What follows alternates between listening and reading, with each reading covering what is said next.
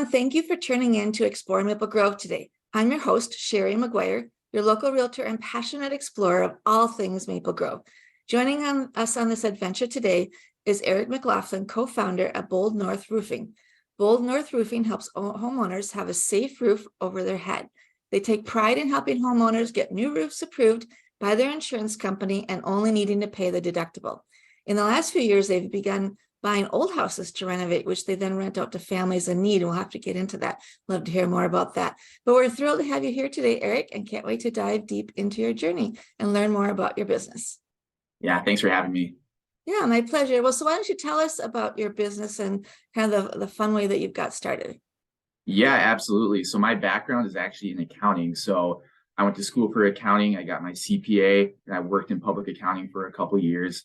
After that, I realized I didn't want to work in corporate America my entire life. And so I joined a real estate developer, Roar's companies out in Minneapolis. And I was one of the earlier employees to join. And so I got a front row seat to the owners and how they grew and scaled their business. And I found a lot of enjoyment in the entrepreneurship that they had and displayed. And what they would do is build apartment buildings and raise money from investors. And it was fun to see that the people that were investing, they weren't the doctors, the attorneys, the people you'd think would be investing in these big apartment buildings. They were all business owners. And so that was really surprising and interesting to me. And so that piqued my interest of, I want to be a business owner someday because I want to be able to do these things that no one else could do. And so with that, I was thinking, okay, how do I become a business owner? Because I didn't have a great idea or plan quite yet. In the background of all of this, me and one of my college roommates, Ryan Emmerich, we started buying single family houses that were really worn down, beat up, and we'd fix them up. And because we did all the work ourselves and we financed it on credit cards and get really scrappy with it, and then we'd refinance, we were able to fix them up pretty efficiently. And then we'd rent them out a little bit lower than the market rate. And so we'd get good tenants in that needed houses to live in because there weren't enough rental houses out there.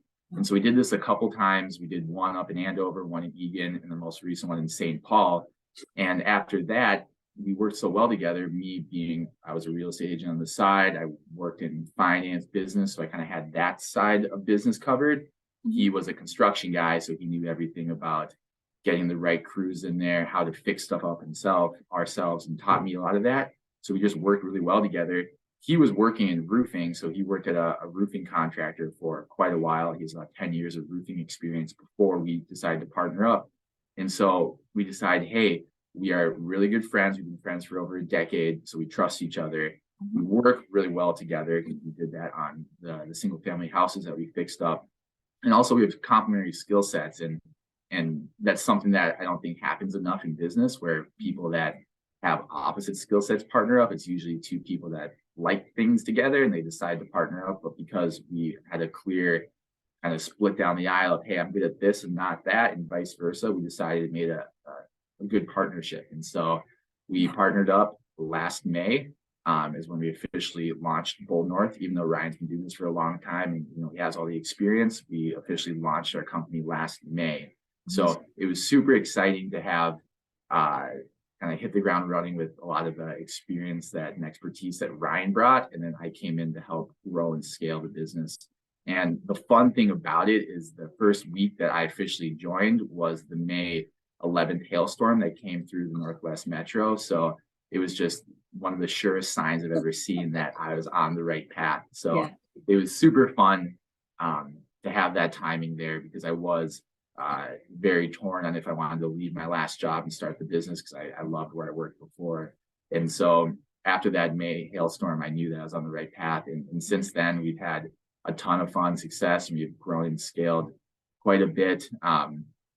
So yeah, that's kind of the story of how we got started. I'll talk a little bit about why Maple Grove, because I think that's a fun nugget too, and probably maybe was the next question. But so I actually grew up in Maple Grove. So I went to Maple Grove High School. I've lived here my whole life. And when we were looking at where we wanted to start a business, we were a little bit agnostic to where we wanted to go in the Twin Cities. We knew we wanted to be somewhere in the metro. And one of Ryan's insurance agent referrals or partners for his last company had a farmer's insurance agency in Maple Grove, and he was looking to move and exit the location and needed someone to take over his lease. And so we came, looked at the spot.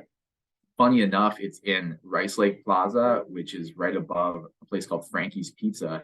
Oh, yeah. And Frankie's was my first job in high school. I was a pizza cook Oh, down there. oh, cool. So it was one of these fun full circle moments where my first job in high school also was now my first business location when I started this business with Ryan. So it was fun to kind of come full circle and be Yeah. back in Maple Grove where I grew up and used to work. So Wow, kind of it a all fun just story. came together like so cool. I didn't know there were offices above those businesses.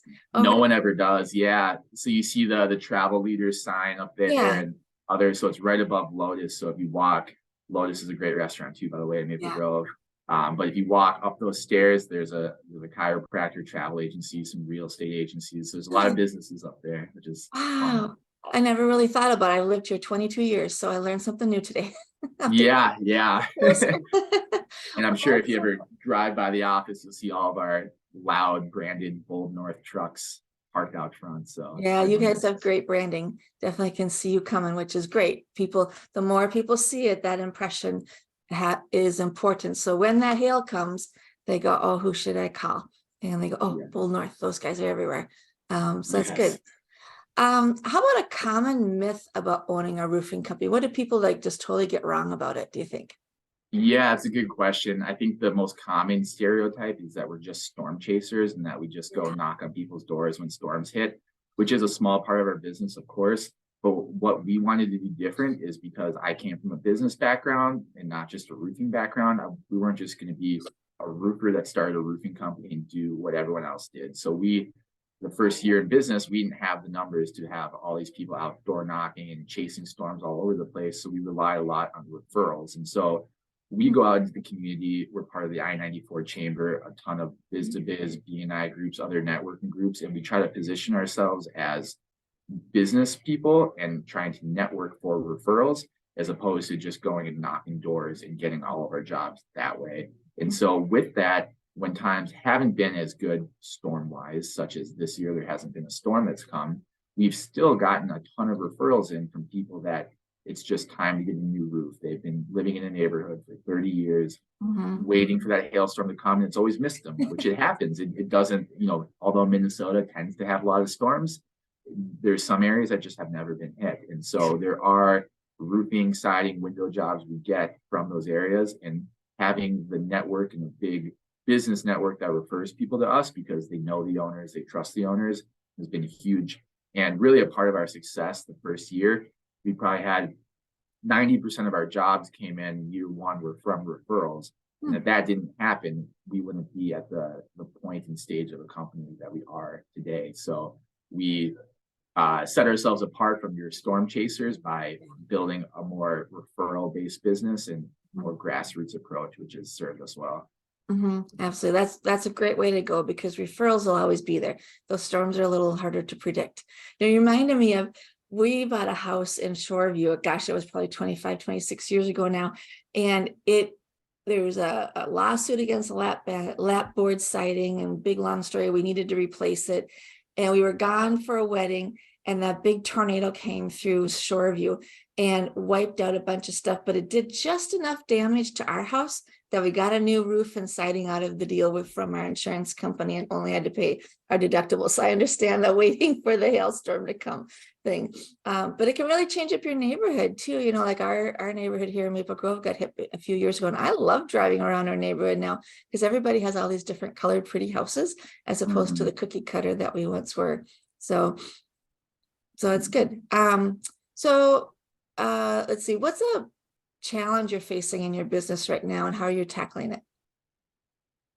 Yeah, that's a good question. There's a lot of challenges in our business. Last year, one of the big challenges was supply chain, getting shingle colors, because we have, at the beginning of the year, we'd have 12 shingle colors we could pick from. And then as the year went on, because of the supply chain issues, we were down to just a couple. And so being able to say, hey, we have these popular colors left, but if you want something, a little bit more obscure, like a green or whatever, you're going to have to wait a couple months. And so being able to work with our customers and coach patients or coach them on to picking another shingle color was a challenge. This year it's a lot of it is hasn't been a storm in the spring like there usually is in Minnesota. So we've been having to keep our teams busy by doing a lot more online advertising, which we don't like to do, obviously, because we get a lot of our business referral wise. So it's trying to keep the sales team busy with running leads that way, and then also motivating them to go out and find their own leads through, different networking referral sources that me and Ryan did right when we started. So I think it would be just coaching our team to think more like owners. Yeah. And it's been going well. They've been doing a really good job, but it just continues to be one of our main focuses as we keep growing and scaling. Absolutely. Well, that's great training in case they ever do want to be a business owner themselves. So what's one piece of advice you'd give someone starting a business? Yeah, it's a great question. I don't think anyone will ever be ready to start a business. So just being able to be brave enough maybe to take that first step and to do it. I remember when I was at the pivot point of, do I stay at this job I love, or do I go to start my own business and take this big risk and leap of faith? And I remember listening to a podcast, and the line that got me was, you need to change your mindset from I can't afford to lose this to I can't afford not to go after that. And so I think that's what helped me get over the edge of saying, hey, even though I have a good thing here, I'm comfortable with stability, I love it here, I have this dream and I can't afford not to go after it, even if I fail the first time. And so being able to make a move even when you're not 100% ready, because you know that the reward you could get is greater than the risk of maybe failing. So I would say just doing it even before you're ready. With that said, we have 5 core values here at Bold North, and the first one is ownership mindset. And so we are very passionate about that, and we tell everyone that works with us, hey, you're an owner in our company of your role and what you do. We're very entrepreneurial. So we want you to treat everything you're doing like you're an owner, like you're a partner with us. We don't look at anyone on our team like employees. We look at them as partners with us. And so being able to train that even when they work underneath Bold North, hey, think like an owner. What would Eric and Ryan do in this situation as an owner of the company? And that has helped also us grow and I think develop better salespeople, better leaders, and just a better company overall. Yeah, that's great. That's wonderful training for them, because otherwise you just become this salesperson, like, oh, I don't care, if I made my quota this month or not. But you do care more when you're part of that ownership of making this succeed. And and I think that, I don't know for you, but for a lot of people, becoming the business owner is rewards beyond the money. It's, for me, when I walked away 13 years ago, it was that my son was 3 years old and I had no pictures of him for a period of time because I was working all the time. And I was that mom who took 10,000 pictures a year. So I knew there was something wrong. And I'm like, I'm going to miss out on his life. And I just walked away, jumped off the ledge, and there I went. And, wasn't the prettiest way to go, but I did it. And now he's 16 and I don't regret that one bit. So I don't know if you have other things that you were hoping to get out of starting a business too. Yeah, no, that's a really cool story. Thanks for sharing that. I think it's kind of what you said too, you have a little bit more freedom, the fulfillment of, being the creator a little bit. So you created something, you are able to get out exactly what you put in. It's a little bit more fulfilling in that sense. Obviously it's a little scary, right? Because if you don't kill, you don't eat. So if you don't produce, you're not going to make any money. And so with that, I think there's a lot more reward when you do get that first deal and you get that first sale or whatever it is in your business. So I think just the fulfillment, and then also just the ability to create. I feel like humans are supposed to create things, whether it's creating sales, creating whatever it is. And so being able to create a business and helping people create their own businesses within our business, because we do have a lot of sales contractors that go out and they're running their own business as they partner with us. And so just being a business of businesses really, and just helping people have the same passion that we have. And then also the feel good industry of, we're helping homeowners. We're not getting paid, the $20,000 for a roof by that homeowner. We're saying, hey, you might not know that you have hail damage on your roof. Your insurance company isn't sending someone out after a storm to check your roof out. We are here offering that as a free service. you're paying your deductible to us. That's it. The rest gets paid by insurance to us. So in a way, we're helping these homeowners that pay their insurance every single month use it when they should use it and scrape back some of that benefit to them to help offset in their minds at least the premium they've been paying for 5, 10, whatever years without a claim. Yeah. So it's a really feel good moment that we're out there, not selling anyone, not selling, the lowest cost roof we can. We're helping them get something that they are deserving, that they already pay for. So it's a feel. I mean, one of the best feelings is when you get a homeowner's roof approved and they call you as happy and thankful as they can be, saying, "Hey, I've been waiting 10 years. I've hated the color of my roof since I bought it," whatever it is. Yeah. And they have that storm that they didn't think damaged the roof because they were too scared to get up there and just didn't ever call anyone out. And you say, "Hey, your roof's approved. You're paying $1,000 as your deductible, and you're getting a brand new roof. What color do you want? Let's pick it out." And that's such a fun conversation to have, and it's a great feel good industry to be in to help homeowners like that. Yeah. Oh, that's awesome. I've got goosebumps when you're talking about that, because that is cool as a homeowner when you're like, oh, thank God I can get a new roof. When it's damaged or just ugly or whatever it could be. So good. Last question would be, what you've talked about it a bit since you did grow up in Maple Grove, but what other things do you love about Maple Grove? So I'm a little biased. I think Maple Grove is the best suburb. So you have a little bit of everything. We're just I think it's the epitome of why people like Minnesota. We have a well-balanced little bit of everything. We got I think 7 lakes, right? Or we have however many lakes we have in Maple Grove. We have a great trail system. We have a great school system, great shopping.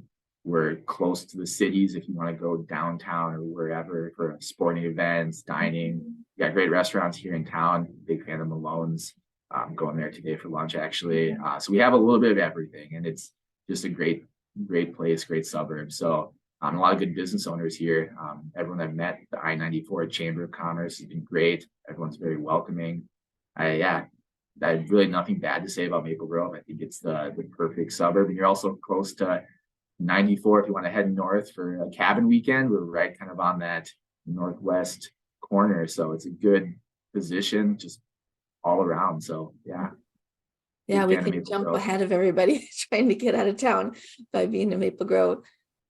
Yeah, Cool. exactly. Cool. Well, great. Well, it was so nice to meet you today, Eric. It was such a pleasure to talk with you and find someone who's lived in Maple Grove their whole life, because that's a whole different perspective than someone who might have moved here. But obviously you've loved it and you're still here. And so that's great. We're glad to have you here. So if you need to have your roof looked at, be sure to give Bold North Roofing a call. I'll have their contact information down below the video. And thank you for joining us today. I'm your host, Shari McGuire, your local realtor and passionate explorer of all things Maple Grove. Thanks for having me, Shari. Yes, you're welcome.